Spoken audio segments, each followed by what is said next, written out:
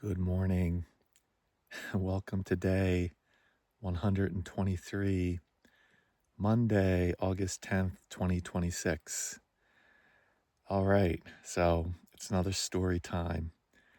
After I left you last night, um, getting dinner ready, sitting up in my Crazy Creek chair, I started noticing a little bit of pain in my, I guess, lower abdomen area.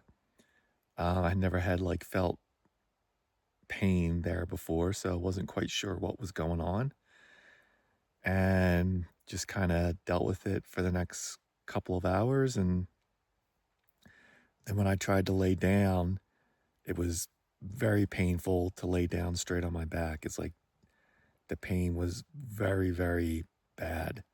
I don't know what was going on. Um, Not quite sure what it was.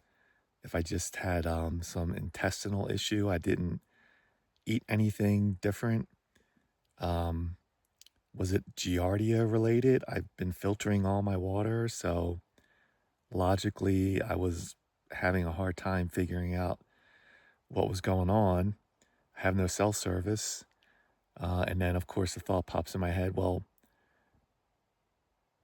what if your appendix burst? That's the only thing I could come up with that could explain it, right?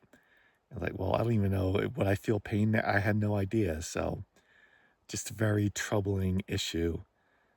I came very, very close to well, I couldn't do 911, but I was about getting close to hitting my SOS button if the pain didn't start subsiding a bit. Um, there is some sort of a campground like a mile away. I could see some of the RVs across the meadow.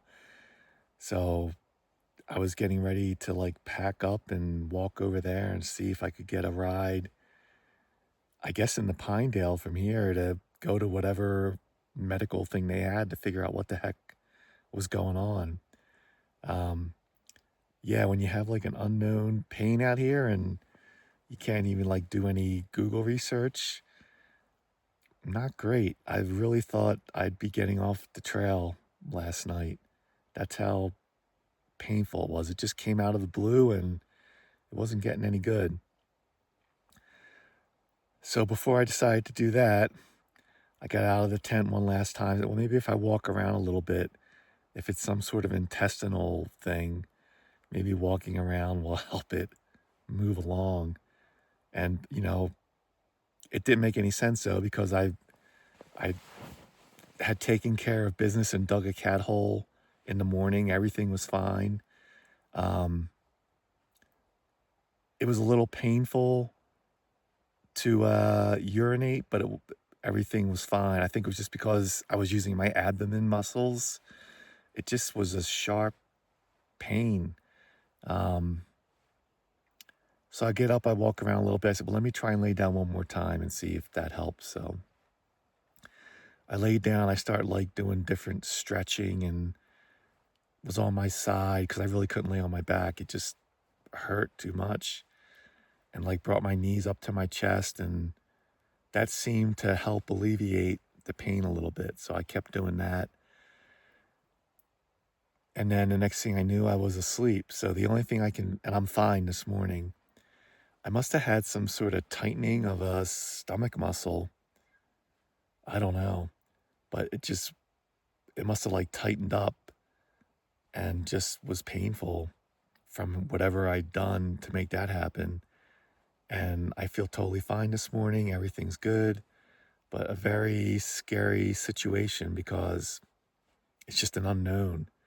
Um, I kept thinking about appendix and the poisons going through my bloodstream, and I better get it checked out. So yeah, not a great worry-free evening, that's for sure.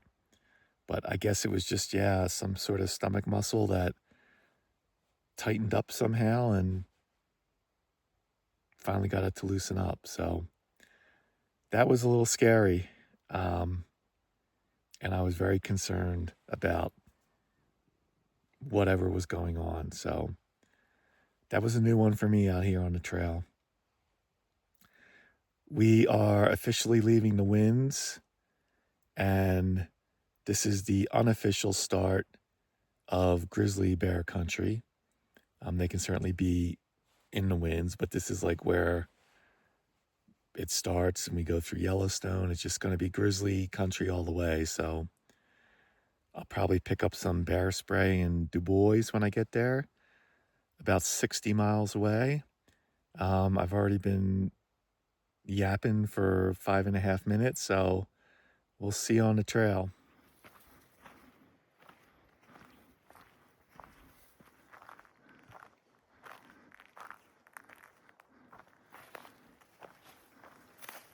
It's 8 o'clock. At some point, we're going to be making our way up to Gunsight Pass in the next few hours. I'm guessing it's somewhere along this ridge. We'll see. It's 9 o'clock, taking my second break of the day. About 1.5 miles to Gunsight Pass. But about a half hour ago, I saw a familiar face. Trash Lobster passed on by. He also did not go into Pinedale, although I think he tried and didn't have any luck. So his quote was, "I'd rather starve to death than do an extra 30 miles of trail." So he is ahead of me. And because I was having my stomach issues yesterday, I really didn't feel like eating any dessert. So as a special energy boost on the way up to the pass, I was going to have one of these last night. So I'll have it now. That's pretty cool. Okay, so I've been seeing this a lot the past couple days, and I've been trying to get it on camera. This squirrel just came running up with this big old mushroom in its mouth. Saw me, got scared, and ran away. But it's comical seeing them with these huge mushrooms in their mouth, taking them back to their den. He's going for it. Oh, go ahead, buddy. Go get it.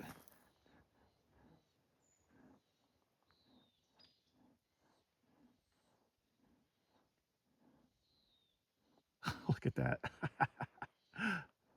The thing is huge. He's got it.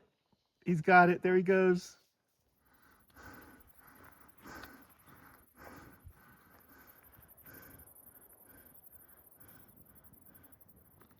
It's 10 o'clock. We've made it to the top of Gunsight Pass. That was a climb. So I'm gonna take a break here. I think I'm gonna treat myself to a round of Gatorade early. So that's the update.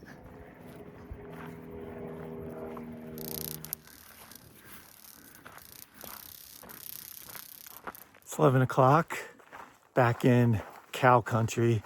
Just went through a huge herd of cows, very loud. But yeah, this is day 7 of this segment. And for the past couple days, I've been thinking a lot about town food.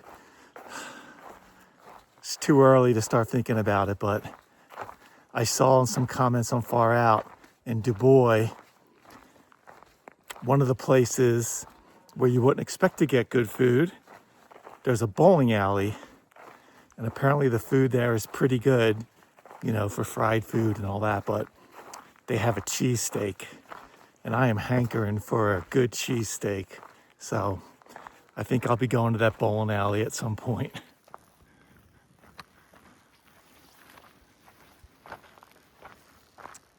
It's noon. We've made it to the South Fork of Fish Creek, and it is not rock hoppable. So even though it's not very wide, I'm putting my Crocs on just to keep my trail runners dry for the rest of the day, hopefully.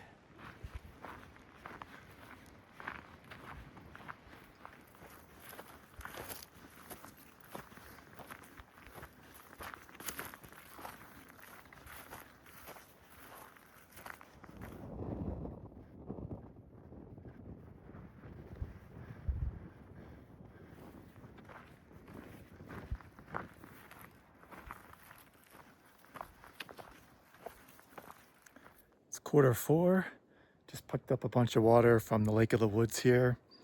There is a campsite here, but it's right next to the lake, so I'm gonna pass on this and look for something else. There was a little thunder rumbling above the lake, but there are blue skies over here, so if anything, it'll be a little passing shower, but hopefully I can get camp set up before that. Not looking to go much further. All right, recap time. It's almost 6 o'clock, time for dinner. I'm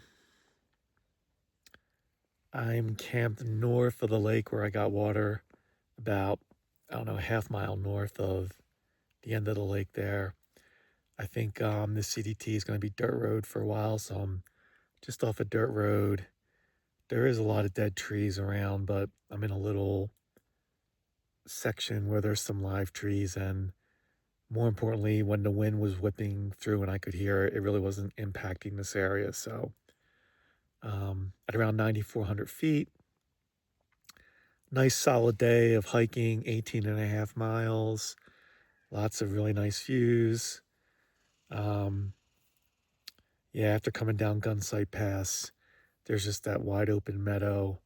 It was really nice. And the return of the cows. A lot of cows today. I think the only video I took was when they were pretty mellow, just laying in the field, but there were a couple of spots before that where they were very loud and, moving all over the place. And are you going to get out of my way or not? Just all that kind of stuff. So, it's been a while. So yeah, back in cow country, and also in grizzly country. Not that we weren't in grizzly country before this, but this is where it really begins. In addition to trash lobster, I believe I saw four southbound thru hikers today. One early in the morning, then one near the end of the day, one guy probably a little younger than me, when there was some thunder and storm clouds rolling in. Didn't really rain that much, but I did get light rain come through here, and there was still some thunder rumbling now and then. And then a couple came by southbound as I was getting water at the lake. Friendly folks. So you can just kind of tell people have that certain look when they're through hiking. So not even necessarily the gear they have, just the way they look. So I guess, yeah, because Glacier had some issues and was closed in like early July. So some southbounders may have had to skip that section. I'm just trying to figure out if it makes sense for them to be coming through here this right now, August 10th. And it probably does. Yeah, so cool. Probably will see more southbounders the next couple weeks, and then just like the PCT, won't see any more of them. So that's all I got. See you tomorrow.